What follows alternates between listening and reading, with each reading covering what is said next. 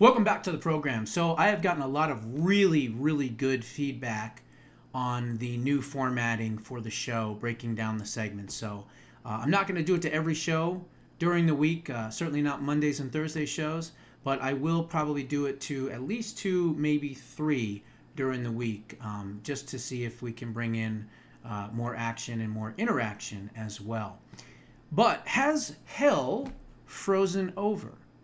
That is the question. We know one of the greatest accomplishments President Trump has ever given to humanity, quite frankly, and I say this in my book, is the term fake news.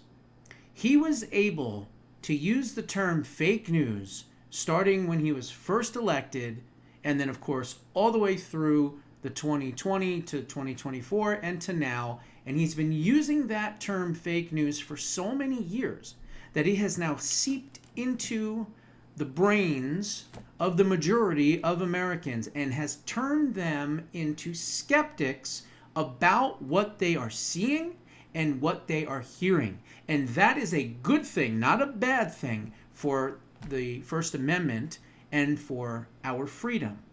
Because now when people are more skeptical of the mainstream media, or as I like to call them, the prostitutes in the mainstream media, then that bodes well for the First Amendment and for alternative voices and for counter narratives. Could it be, possibly, that one of the major news networks has finally understood that fake news, number one, doesn't sell, but number two, is destructive? Perhaps CBS will be the first to turn off the fake news. One of the greatest things that we have seen recently coming out of this administration has clearly been getting rid of diversity, equity, and inclusion, which again doesn't mean diversity.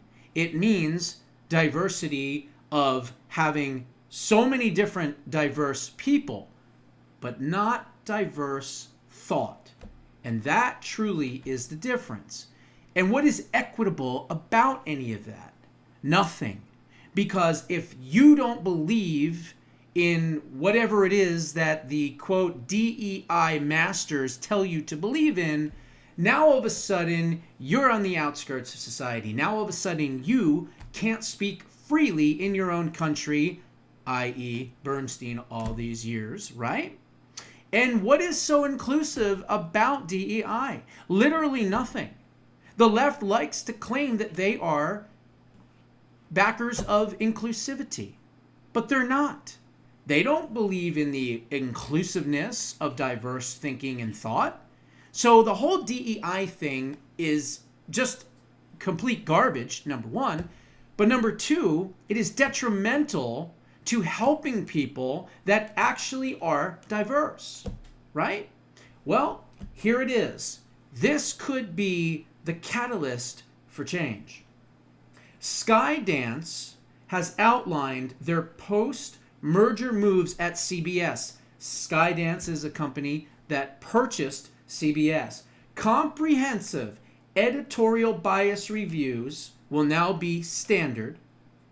An ombudsman to ensure accountability on false stories, and elimination of all DEI. That's right, you heard that correctly. An attorney for the company made these commitments in a letter to the FCC chairman, Brendan Carr. Skydance Media has made a series of new commitments to eliminate bias in news and entertainment programming at CBS and its parent company, Paramount, when it plans on taking over through this acquisition of the companies is complete. Skydance is also confirming the elimination of all, quote, diversity, equity, and inclusion policies and initiatives at Paramount and the other companies, which has been one of the most aggressive proponents of DEI in the entertainment business. Should the Trump administration, as expected, approve this transaction, Skydance now says it will launch a, quote, comprehensive review of CBS focused on bias, as well as appoint an ombudsman to evaluate complaints of bias or other concerns involving CBS. And they promise to also eliminate the controversial Office of Global Inclusion. Can you believe this? This is CBS. The same thing as an ABC, an NBC, and a CBS, right? The three alphabets are always looped together. We are now possibly going to have one out of the three of these alphabets actually not be fake news, potentially. Again, they put this in writing. It's based on all of the information pertaining to this merger and everything else. So what happens when this happens and ABC does the same thing and NBC does the same thing and maybe CNN does the same thing? Could we possibly be on the road to getting rid of what we call the mainstream media, or as I like to call them, prostitutes? Think of the damage that they have done to this country by gaslighting the American people for 10, 15, 20, 25, 30, 35, 40, 45, 50 plus years of doing nothing but lying. Just completely lying or omitting important aspects of a story to give it a certain narrative. I mean, it's unbelievable. I don't have to tell you, you know. So then it says, when it comes to the legacy national news media, change is overdue. Federal Communications Commission Chairman Brendan Carr told the Washington Free Beacon. Skydance laid out the moves in two letters that it sent to Carr on Tuesday. The first letter addresses, quote, concerns about media bias at CBS and pledges to ensure that CBS's reporting will be fair, unbiased, and fact-based. The second outlines Skydance's commitments going forward to promote non-discriminatory and equal employment opportunity. CBS News has, for more than 40 years, been accused of liberal and anti-conservative bias and, most recently, strong anti-Israel bias. In recent years, late-night entertainment programming, both at CBS and its sister parent companies and networks, Paramount and Comedy Central, have also been called out for their pronounced liberal bias with a particularly antipathy toward President Donald Trump. Skydance recognizes that as a broadcasting organization that holds a license, it will be charged with operating in the public's best interest, and the company intends to undertake a comprehensive review of CBS and its affiliates to make any necessary changes to ensure compliance with that standard, the first letter states. In all respects, Skydance will ensure that CBS's reporting is fair, unbiased, and fact-based. Has hell froze over? This is unbelievable news. Okay? Unbelievable news. Now, is it true? Are they just saying this to buy the company and then somehow they're going to continue on with their left-wing bias slant? Gosh, I hope not. But they're putting this in writing, which means that the FCC that now has this all in writing is going to have oversight over the merger, number one, but number two, over CBS and making sure that they are on the up and up, that they are reporting true news, that is not fake news or news that has been altered or slashed or omitted or who knows whatever things that they've been capable of doing and have been doing for many, many years. So this is a wonderful, wonderful development. And man, I just hope and pray that they are going to have oversight here and they are going to do exactly what they said that they're going to do. Because still, millions of people, maybe you don't think so because we're so hooked in to the internet and all that, and that's where we get our news from. There are still a lot of people in this country that will watch the regular mainstream news. And when they start seeing the fact that they're giving news that's similar to Fox News or Fox News Light or whatever, the country's going to change. And those people are no longer going to hopefully be brainwashed. And that is what this is all about. So God bless and kudos to CBS and its new owners. Please don't let us down. Now, let's move on. DOGE, the Department of Government Efficiency, Elon Musk's brainchild, along with, as I've told you before, what's his name? Lutnick, right? The commerce guy. I think he's commerce. Is he Treasury? No, he's commerce. And so this entire division of the government, which of course Elon is now not part of, they've been doing a lot of work. And it may not seem like it because they're not talking about it. They're not advertising what they're doing. Of course, we know what happened months ago when they went into all these agencies and fired all these people and big balls and all the rest of it, right? This might be one of the best things that Doge has done to date, okay? Regardless of whether Elon was part of it or not, doesn't matter. Whether he even developed this software, I don't know. I don't care. Bottom line is, listen to this story and how awesome this is. Now, again, before I even say anything, I am not a fan of AI.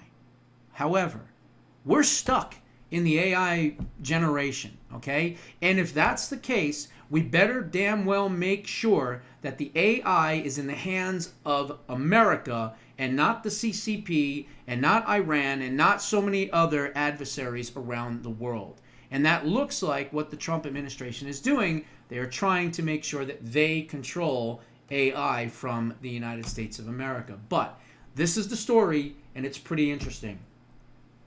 Doge has built an AI tool that, once fully implemented throughout the entire government by the end of President Trump's term, will be able to cut over 50% of all federal regulations. That's right. 50% or more of all federal regulations throughout the entire government. Okay? Listen to this story. Doge is using a new artificial intelligence tool to slash federal regulations with the goal of eliminating over half of Washington's regulatory mandates by the end of President Donald Trump's term, according to documents obtained by the Washington Posterior and for government officials familiar with the plans. The tool, called the Doge AI Deregulation Decision Tool, is supposed to analyze roughly 200,000 federal regulations to determine which can be eliminated because they are no longer required by law or they are redundant, according to a PowerPoint presentation obtained by the Post that is dated July 1st, 2025, and outlines Doge's plans. Roughly 100,000 of those rules, if not even more, would be deemed worthy of trimming the PowerPoint estimates, mostly through the automated tool with some feedback from staff. The PowerPoint also suggests that the AI tool will save the United States trillions of dollars by reducing compliance requirements, slashing the federal budget, and unlocking unspecified external investment. The AI tool has already been used to complete decisions on 1,083 regulatory sections at the Department of Housing and Urban Development in under 2 weeks. And then it also says that at the Consumer Financial Protection Bureau, they have also cut close to 100% of some of the regulations that were part of that that division as well. And then it says the tool was developed by engineers brought into the government as part of Elon Musk's Doge project, according to 2 federal officers directly familiar with Doge's work, who, like others interviewed for this story, spoke on the condition of anonymity to describe internal deliberations that were not authorized to be discussed publicly. That is an incredible update. Could you imagine cutting half or more of the federal regulations in the government?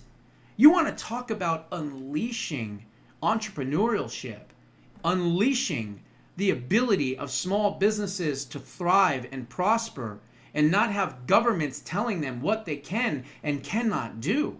I mean, this is an amazing development. Really, really good. Now, sadly, not all the news is going to be good. The last segment certainly is not good, but bringing attention to it could turn this into a positive. Okay? So, let me get through this. Check this out. Chinese nationals dominate foreign purchases of United States homes. 83% jump from the previous year. Unreal. As Americans, especially the younger generations of Americans, struggling to achieve that slice of the American pie and the American dream, one of those dreams is to what? Purchase a home. But in the last 4 years, with the rates as high as they are, the rents as high as they are, the pricing of the homes that are so high, and yet the demand is not there for them because no one's got any money, because inflation is crazy and gas prices is crazy and energy costs are through the roof. This last generation, and especially with the COVID and the lockdowns and the shutdowns and everything else, it's like almost Japan's lost generation, right? You've heard of that, right? The lost generation in Japan, I believe in the 1980s, where inflation was just out of control. There was a whole generation that was completely lost. Now, thankfully, because President Trump is back in office, we are not going to have a whole lost generation. But to say that we didn't lose half a generation, 3 to 7 years worth, because of the Auto Pen administration, well, that would be disingenuous, because clearly we have. Many of the younger generation are struggling. Many of the younger generation are struggling to purchase their first home and get on with their lives and build their lives and everything else. And so this right here is a major problem, because we have foreign nationals coming in that are connected to the CCP, and they're buying up our farmland. They're buying up our agriculture, they're buying up businesses, and they're buying homes. And that needs to stop. According to the National Association of Realtors, from April of 2024 to March of 2025, Chinese nationals spent $13.7 billion on purchasing homes in the United States. This represents an 83% jump from the prior year and makes them the top foreign investors in the United States residential real estate markets and their spending and transaction volume. That cannot continue under any circumstances. Stuart Varney addressed the increasing concern, stating, quote, Chinese buyers are dominating foreign purchases of U.S. homes. Grady Trimble is joining us from Capitol Hill. How much are they buying, and is Congress going to do anything about it? Trimble responded, billions of dollars worth, Stuart. To answer your second question, some lawmakers say that Congress does need to do something to stop Chinese nationals from buying U.S. real estate and to help U.S. citizens live out their American dream. Quote, here are the numbers from the National Association of Realtors. They say Chinese homes from April of last year through March of this year, that's a fraction of the total purchases, but it is an 82.69% increase from the prior year. And I'll show you in the thumbnail. But it basically says China buying up U.S. homes, worth of homes acquired $13.7 billion, increase from previous year plus 83%. Now, the good news. The good news is that Congress is starting to take notice. Not only are they starting to take notice, but they are introducing legislation based on it. Now, before I get into that, I'm going to play, where's that clip? Right here. This is what's his name? Senator Rick Scott from Florida. Every Chinese citizen is responsible by law to spy on Americans. Okay, so why are we allowing them in our country? Let me stop it right there. What Rick Scott just exposed is he said that not only are they buying up American homes, not only are they buying farmland and agricultural land and things like that, but it is a requirement of the CCP for anyone that buys foreign land to spy on that country. Okay? It is literally an edict, if you will, from Xi Jinping and the Chinese Communist Party. I'm going to rewind that because I want you to hear it. Every Chinese citizen is responsible by law to spy on Americans. Okay, so why are we allowing them in our country and buying our land? We create more opportunities for Americans to buy homes. That's what we should be doing. We should be doing everything we can up here to help Americans afford a home, to get a great education for their kids, get a job, and keep them safe. And if this feels familiar, it's because it's akin to something else we've talked about a lot. That is Chinese entities that are buying farmland in the United States. That's something that the Trump administration is trying to tackle, and something that former Senator Joe Manchin talked about when he returned to the Hill this week. He said that United States entities should reciprocate in China by buying up their land. A bipartisan group of lawmakers also recently introduced a bill, Dana, that would increase oversight on foreign ownership of U.S. farmland. Dana? Really interesting, Grady. Thank you. That is interesting. In other words, you buy our land, we buy your land. Well, again, it would be pretty hard to buy land in China, number one, because of their government. But even if you could, you'd have to spy because you'd have to know what they were doing, right? But I just don't want them here at all. Get them out of our homes, of our businesses, of our farms, of our agriculture. Anyone that is coming from China, a Chinese national, is likely been given the green light to come to America from the Communist Party of China to purchase and to spy on us. And that needs to stop. It needs to stop immediately. And some people, as I said, are taking it serious. Okay? Senator Josh Hawley, great senator, Republican, Missouri, recently introduced legislation that would ban Chinese nationals and their entities associated with the Chinese Communist Party from owning American agricultural land and homes. The legislation is part of an ongoing effort, of course, by several members of Congress to address concerns about foreign ownership of land in the United States. Representative Dan Newhouse, Republican, Washington, has introduced the Prohibition of Agricultural Land for the People's Republic of China Act. Okay, pretty interesting long title.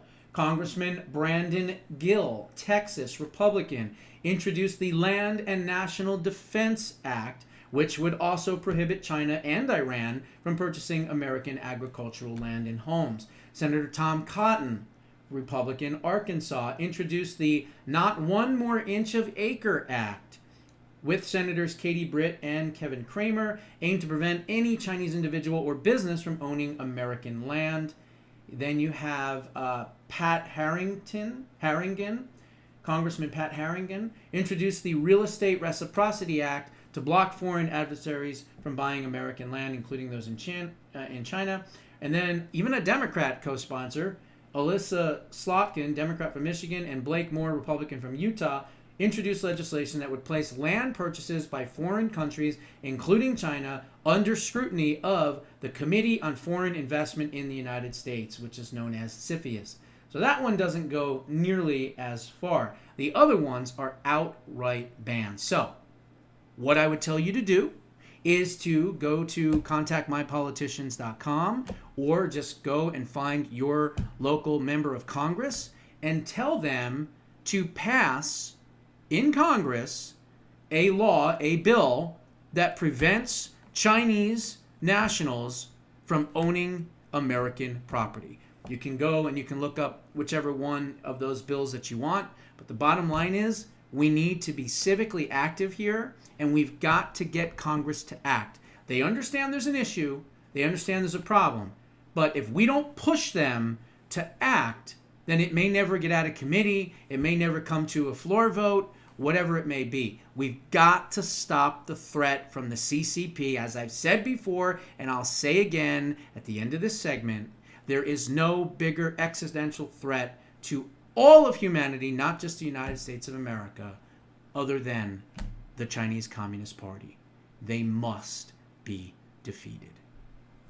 Those are my thoughts. What are yours? Put them down in the comments below. We'll see you in the next one.